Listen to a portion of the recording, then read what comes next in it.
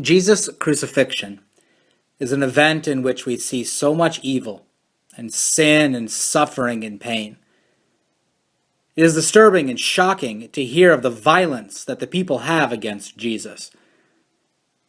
But some say that God uses violence to destroy the powers of sin and death, that violence was necessary for Jesus to do what he did on the cross. Without the violence, there would not have even been a cross to begin with, and thus there would be no salvation without the violence. Just look at all of it that God allows to happen to God's Son. As Jesus is praying to the Father in the garden, we learn that out of this quiet setting, all of a sudden, Judas shows up, bringing a group of soldiers and police. They break the quiet with their armor and weapons.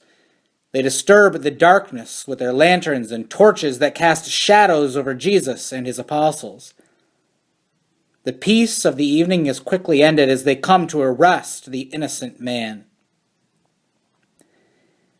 And the reaction to this by Simon Peter is what you would expect. He raises his sword to save Jesus from the arrest. In the best excuse for just war ever, to save Jesus himself, he swiftly brings the sword down and strikes off the right ear of one of the men. Simon Peter is determined to return violence for violence, but Jesus stops him. Jesus calmly tells Simon Peter to put his sword back in its sheath. We see quite directly here that Jesus is not willing to play the game that we would expect him to play. He's not willing to return violence for violence. He is not even willing to allow others to do it for him. He's going to take whatever they give him instead. I imagine the shock on Simon Peter's face when he learns that violence is not even okay by God to save God's Son. He watches the soldier, the officer, and the Jewish police arrest Jesus and bind him, and he can't do anything about it. That must have hurt. We learn that they took Jesus to the high priest to be questioned. During this interaction, the violence against Jesus only increases. Jesus is unfairly questioned. They have made their judgment against him before he ever arrived. And so it is no surprise that when Jesus starts to answer honestly, they become offended. And one of the police standing near Jesus lifts his hand and strikes Jesus on the face. Putting Jesus in his place, he says, "Is that how you answer the high priest?" I want to know why the Father didn't come down at that moment and slap the police officer in his face and say, "Is that how you talk to the Son of God?" And hand it over yet again, like a rag doll. After the questioning by the high priest, Jesus is given to the Romans. It's Pilate's turn to question him. Somewhat surprisingly, Pilate, the Roman prefect or governor, actually comes back to the Jewish leaders and questions them. He doesn't want anything to do with Jesus' death. He explains that if they want to kill him, then it's going to be up to them. They respond in turn to Pilate by threatening him that if you release this man, you are no friend of the emperor.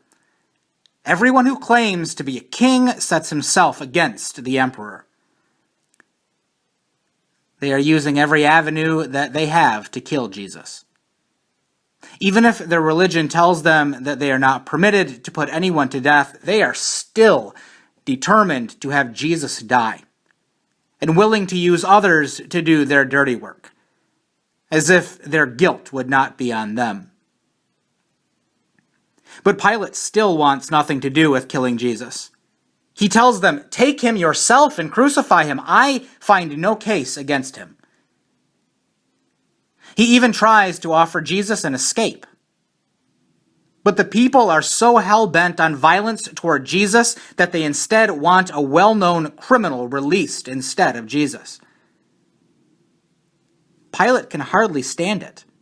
But seeing their hatred and wanting nothing to do with it, he washes his hands of the situation. If Jesus is to die, his blood will be upon them. We learn that this is exactly what they want. Then Pilate took Jesus and had him flogged. And the soldiers wove a crown of thorns and put it on his head. And they dressed him in a purple robe. They kept coming up to him saying, "Hail, King of the Jews!" and striking him on the face. They mocked him, shouting, "Crucify him! Crucify him!" How did God not come down and smite them at this point? Where is the God of the Old Testament that used to lead them into battle? Why isn't God returning violence for violence yet? What is God waiting for? Reluctantly, Pilate too hands over this weak man, this rag doll, now to the executioners. They nail him to the cross with evil cheers of joy. When the soldiers had crucified Jesus, when they had nailed his hands and feet to the cross, they took his clothes and divided them into 4 parts, one for each soldier. They also took his tunic, one of Jesus' prized possessions, and they cast lots for it in front of the dying man and in front of his mother and his friends. It was evident that the clothing was more valuable to them than Jesus' life. Why won't God come down yet? Why won't God stop them from doing this to his beloved Son? Has the God of the Old Testament become too old and weak? How is this happening? The Father does not come. Jesus dies on that cross. But they are not done with the violence against him yet. Even to his lifeless body, they pierce a spear into his side just to make sure that he is really out of their way finally. Why didn't God stop it? That must have been the question that the disciples and Jesus' mother were asking as they looked up and saw Jesus at the hands of the violence. And that's what we want too. For God to stop this madness of killing and suffering and sin and evil. So why doesn't he stop it? We live in a world of sin and suffering and pain. And violence is going to happen. At least until Jesus came.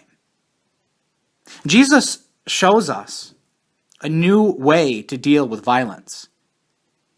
Instead of returning blow for blow, instead of pulling a sword against those who hold a sword to us, we learn that we are to return our sword to its sheath. And this is hard to swallow. Until we realize that what Jesus actually did on the cross. It was not God's weakness that we saw on the cross. We did not witness God not coming to save his own Son. But instead, we saw the greatest strength that anybody has ever seen. We witnessed Jesus absorbing the pain and suffering and sin and death and violence. He took it. He kept his mouth shut and did what nobody else could do because all other people are too weak to do it. He absorbed all that pain that they gave him. But even more, he absorbed all of the effects of even the powers of sin and death. He absorbed. He took from us our penalty of sin on that cross.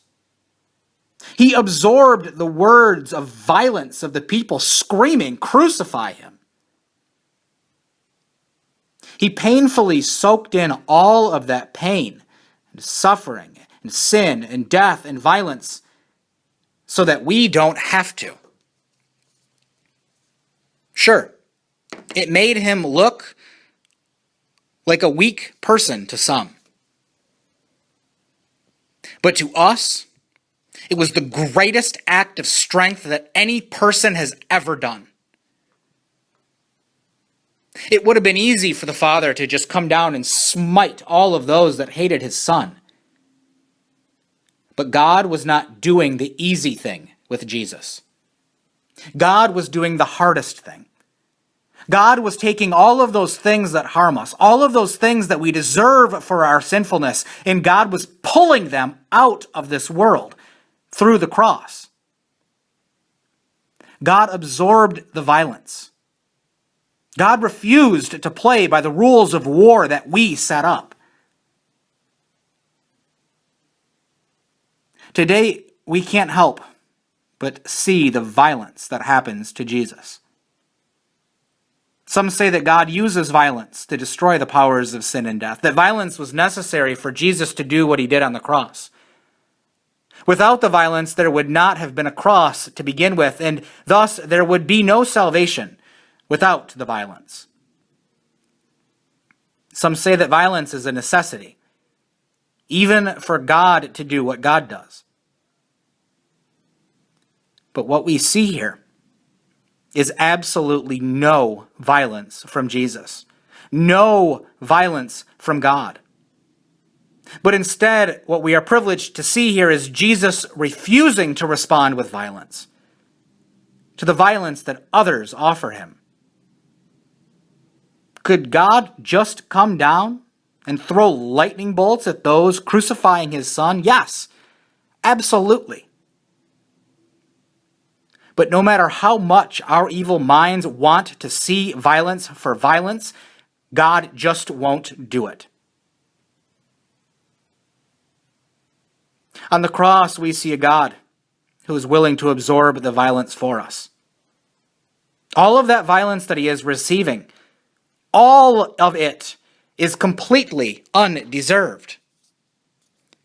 Instead of returning violence for violence, we have a God who takes the suffering and pain away for us, who stops the vicious cycle begun by Cain and Abel. On the cross, we see Jesus dying in our places, suffering the pain that we deserve for our violence against others. On the cross, we see Jesus Christ paying for the sins of all those that God created.